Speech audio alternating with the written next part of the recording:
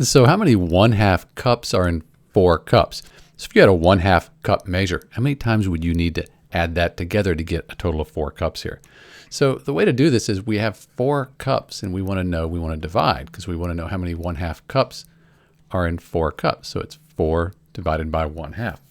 And what's nice when we're dividing by fractions, what we can do instead of division, we can call this multiplication as long as we take the reciprocal of the 1/2. And all that means is we take the denominator, put it up top, the numerator down here.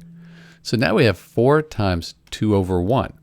And 2 over 1 is just 2. 2 divided by 1, so 4 times 2 is 8. And what that means is we have 8 of these 1/2 cups. That makes 4 cups. So they'd be equal. You'd take 8 1/2 cups, and you'd end up having a total of 4 cups. That's it. That's how many 1/2 cups are in 4 cups.